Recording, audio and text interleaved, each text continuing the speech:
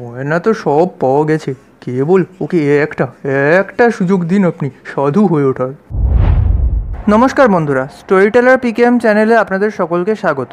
আমাদের আজকের পরিবেশনা একটি স্বর্ণঘটিত দুর্ঘটনা। গল্প রচনায় শিবরাম চক্রবর্তী। আজকের অডিও স্টোরিতে বিশ্বেশ্বর বাবুর চরিত্রে বুমবাদা অর্থাৎ প্রসেনজিৎ চ্যাটার্জির গলা আমি মিমিক্রির মাধ্যমে ব্যবহার করেছি। মিমিক্রি আপনাদের কেমন লাগলো, অডিও স্টোরি আপনাদের কেমন লাগলো নিচে কমেন্টে জানাবেন। চলুন শুরু করা যাক আজকের ভিডিও। গিন্নি চলে গেলে আবার খবরের কাগজ নিয়ে পড়েন বিশ্বেশ্বরবাবু। নিজের গৃহের সমস্যা থেকে একেবারে স্পেনের গৃহ সমস্যায় বিশ্ব ব্যাপারে ওতপ্রোত হয়ে কতক্ষণ কাটে বলা যায় না। হঠাৎ সদর দরজায় প্রবল কড়া নাড়া ওকে সচকিত করে। নিচে নেমে যেতেই পাড়া সবাই ওকে ছেঁকে ধরে। কোথায় গেল সেই বদমাইশটা? কে? কোথায় গেল?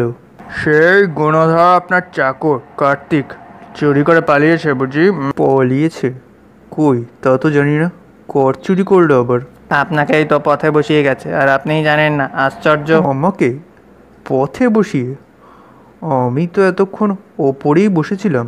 দেখুন বিশ্বেশ্বরবাবু, শাক দিয়ে মাছ ঢাকতে যাবেন না। আপনার ও চাকরটি কম নয়, আমরা তখন থেকেই জানি।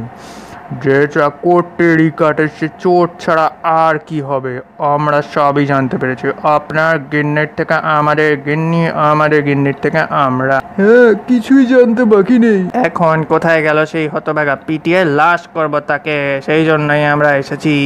দেখুন, সমস্তই যখন জেনেছেন তখন আর লুকোতে চাই না। কিন্তু একটা কথা, মেরে কি লাভ হবে? মরলে অন্য অনেক কিছু বার হতে পারে, কিন্তু গয়না কি বেরোবে? আলবাত বেরোবে, বার করে তবেই ছাড়বো, বেরোতেই হবে। বিশ্বেশ্বরবাবু দেখেন এরা সব বাল্যকাল থেকে এখন পর্যন্ত এ যাবৎকাল বাবার কাছে, মাস্টারের কাছে, স্কুলে আর পাঠশালায়, খেলার মাঠে আর সিনেমা দেখতে গিয়ে সার্জেন্টের আর গুন্ডার হাতে যেসব ঠ্যাঙান ঠোক্করা গুঁতো খেয়ে এসেছে, আজ সুদে আসলে নিতান্তই ধরা পড়ে যাওয়া কার্তিককেই তা সমস্ত শোধ দেওয়ার জন্য বদ্ধপরিকর। বেওয়ারিশ মাথায় চাঁদা করে চাঁটাবার এমন অর্ধোদয় যোগ সহজেরা হাতছাড়া করবে না, তবু তিনি একবার শেষ চেষ্টা করেন। একটা কথা ভাবার আছে, শাস্ত্রে বলে ক্ষমাহি পরমং ধর্ম। ওকে মার্জনা করে দেওয়াই কি উচিত নয় আপনাদের? আপনার চুরি গেছে, আপনি ক্ষমা করতে পারেন। আপনার চাকর, আপনি তো মার্জনা করবেনই, কিন্তু আমরা পাড়া পাঁচজনটা করতে পারি না। কি মুশকিল, কি মুশকিল। তাহলে একটা কাজ করুন আপনারা, অর্ধেক লোক যান হাওড়ায়, অর্ধেক যান শিয়ালদায়। এই দুটো পথের একটাতেই উধাও হয়েছে সে। পাড়ার লোকেরা হতাশ হয়ে চলে যায়। পলায়মান চোরের পশ্চাৎধাবনের উৎসাহ প্রায় কারোরই হয় না। বিশ্বেশ্বর বাবুর আবার কাগজের মধ্যে ফিরে আসেন। এমনই সময় টেরি সমন্বিত কার্তিকের আবির্ভাব। কিরে, কোথায় ছিলে এতক্ষণ? সকাল থেকে তো দেখতে পাইনি।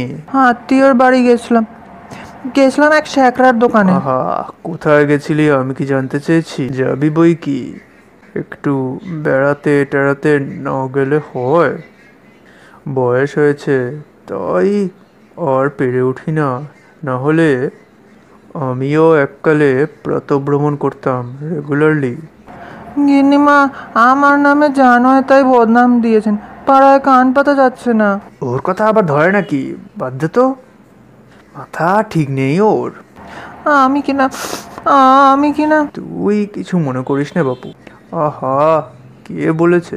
আমি কি বলেছি সে কথা? বলিনি তো, তাহলেই হলো। পাড়ার 5 জনে নাকি আমায় পুলিশে দেবে। ঠিক না, দিয়েই দেখুক না মজাটা। হ্যাঁ, পুলিশে দেবে, দিলেই হলো। হ্যাঁ, দিলেই হলো পুলিশে। কেন মিছাকা ভয় খাস বলতো? ও, ওরা পুলিশে দেবার কে?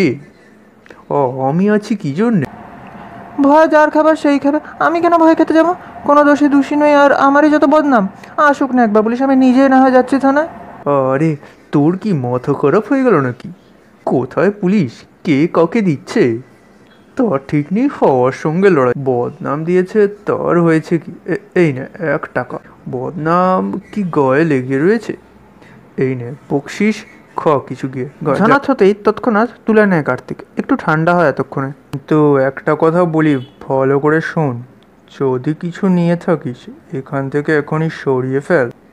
একখানাও যেন রাখিস না এখানে। পাড়ার লোক পুলিশে খবর দিলে পুলিশ এসে খানা তল্লাশি শুরু করবে কিন্তু। কি নিয়েছি কি? আমি কি বলেছি কিছু নিয়েছিস? তবু তোর যদি সন্দেহ হয় যে কিছু নিয়েছিস, এমনি কিছুই নিসনি। আচ্ছা, আমি তোকে কিছু টাকা আর গাড়ি ভাড়া দিচ্ছি, তুই এখান থেকে পালিয়ে যা না। কেন পালাবো? আমি কি চুরি করেছি? তবে পালাবো কেন? আহা, আমি কি পালাতে বলেছি? চেঞ্জে যা না। শিলং, দীঘা, পুরী, ওয়াল্টিয়ার, দার্জিলিং, হওয়া খেতে কি চেঞ্জে লোকে যায় না? চুরি না করলেও যায়।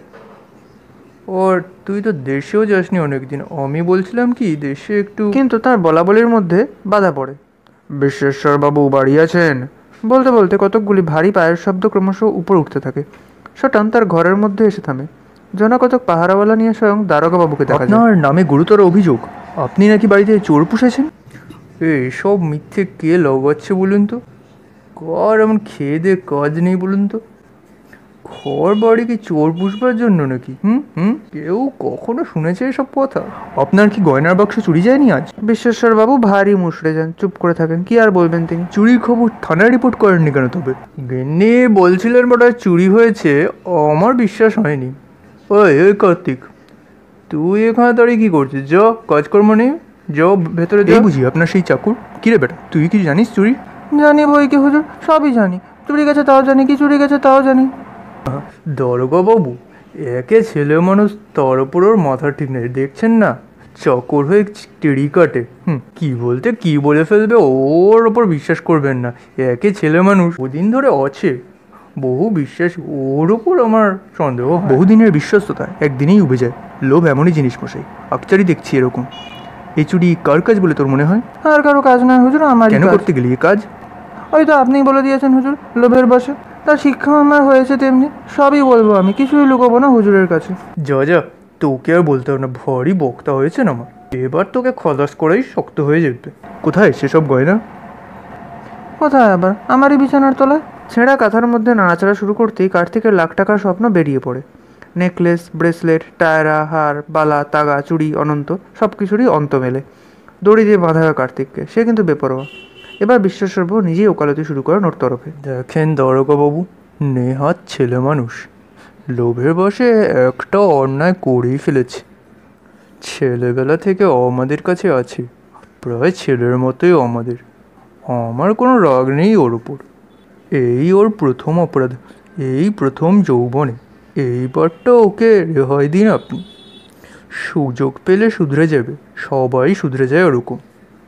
যে অভিজ্ঞতা আজ ওর লাভ হলো, তাই ওর পক্ষে যথেষ্ট। হ্যাঁ, অভিজ্ঞতা থেকেই মানুষ বড় হয় জীবনে। এই থেকে ও কলকাতার মেয়র, কর্পোরেশনের কাউন্সিলর একদিন হতে পারে। হ্যাঁ, হবে না যে তা কে বলতে পারে। আর নইলে দিন দিন ওকে গুরুতর শাস্তি দিন। আমি তাই চাই আপনার কাছ থেকে। চুরি, ও একটা চোরের অধম, দেখেছেন কী রকম টেড়ি কাটে। হ্যাঁ, ও একটা গুন্ডা। ওকে আপনাদের গুন্ডা একটা এক্সটার্ন করে ওকে এই দেশ থেকে বিতাড়িত করে দিন, যাবজ্জীবন নির্বাসন। হ্যাঁ, আমি ওকে 1 বছরের বেতন আর গাড়ি ভাড়া দিয়ে দিচ্ছি, চলে যাক বিহারের ছপরা কি আরা জেলায়। হ্যাঁ, গয়না তো সব পাওয়া গেছে, কেবল ওকে একটা সুযোগ দিন আপনি সাধু হয়ে ওঠার। বিশ্বেশ্বরবাবুর বক্তৃতায় দারোগার মন টলে। কেবল বক্তৃতাই নয়, সেই সঙ্গে বক্তার 2 নয়নের দরবিগলিত ধারায় দারোগাবাবু বিমুগ্ধ, ব্যথিত, ব্যতিব্যস্ত হয়ে ওঠেন। তিনি শিকার ফেলে চিত্তবিকার নিয়ে চলে যান। পুলিশের কবল থেকে অব্যাহতি পেয়েও একটুও কাহিল হয় না কার্তিক। তার সঙ্গে যেন ভয়ানক অভদ্রতা করা হয়েছে, ভয়ানক রকম ঠকানো হয়েছে তাকে। এহেন ধারণার বসে একটা জিঘাংসার ভাব তার প্রত্যেকটি আচরণ বিচরণ থেকে প্রকাশ পেত। অবশেষে চিরবিদায়ের আগের মুহূর্ত ঘনিয়ে আসে। কর্তা অনেক আদর আপ্যায়নে, অযথা বাক্য বিস্তারে, অযাচিত বকশিসের প্রাচুর্য দিয়ে ওর যাবজ্জীবন নির্বাসনের দুঃখ ভুলিয়ে দেবার চেষ্টা করেন। কিন্তু ও কি ভোলে? ওর ব্যথা কি ভুলবার ওই জানে। যথেষ্ট মাথা খেয়েছে, আর কেন, বরং দড়ি কলসি কিনে ডুবে মরতে বলো ওকে। নিতে যাবার আগে শেষবারের মতো উস্কে ওঠে কার্তিক। দড়ির ভাবনা নেই, কর্তার পুজোয় দেওয়া ছেঁড়া সিল্কের জামাটা পাকিয়ে দড়ি বানিয়ে নেবো, কিন্তু কলসি আর হলো কোথায়? বড় দেখেই কলসি গড়াতেই চেয়েছিলাম মা ঠাকুরুন, কিন্তু গড়তে আমায় দিলেন কই। হ্যাঁ, বেশ ভালো একটা পেতলের কলসি হতো। আপনার গয়নাগুলো